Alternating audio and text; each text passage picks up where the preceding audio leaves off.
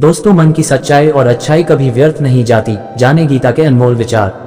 जीवन की सभी दुविधाओं और समस्याओं का हल गीता में मिलता है। माना जाता है कि गीता के बातों का अनुसरण करने से जीवन बदल जाता है। जानते हैं गीता के अनमोल विचारों के बारे में। श्रीमद् भगवद गीता में भगवान कृष्ण के उन उपदेशों का वर्णन है जो उन्होंने महाभारत युद्ध के दौरान अर्जुन को दिया था। गीता में दिए उपदेश आज भी उतने ही प्रासंगिक हैं और मनुष्य को जीवन जीने की सही राह दिखाते हैं। गीता में 18 अध्याय और 700 श्लोक हैं जिनमें धर्म के मार्ग का अनुसरण करते हुए सत्कर्म करने की शिक्षा दी गई है। जीवन की सभी दुविधाओं और समस्याओं का हल गीता में मिलता है।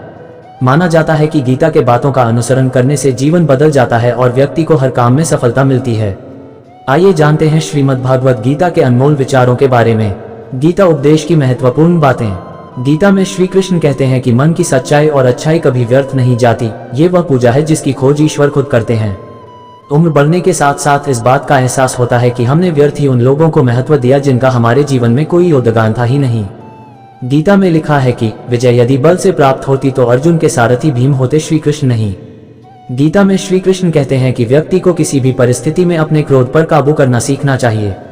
क्रोध आने पर व्यक्ति अक्सर नियंत्रण खो बैठता है और आवेश में आकर गलत कदम उठा लेता है। इसकी वजह से आगे चलकर पछताना भी पड़ता है। गीता में लिखा है कि सरल स्वभाव वाले व्यक्ति को कमजोर समझने की भूल नहीं करनी चाहिए। सरलता उसका संस्कार है, कमजोरी नहीं। श्रीमद् भागवत गीता के अनुसार हर मनुष्य को आत्ममंथन जरूर करना चाहिए। इसके जरिए ही उसे इस बात का ज्ञान होता है कि उसके अंदर क्या गुण है और क्या अवगुण।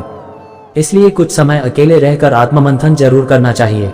श्री कृष्ण के उपदेश के अनुसार मनुष्य को उसके कर्मों के अनुरूप ही फल मिलता है।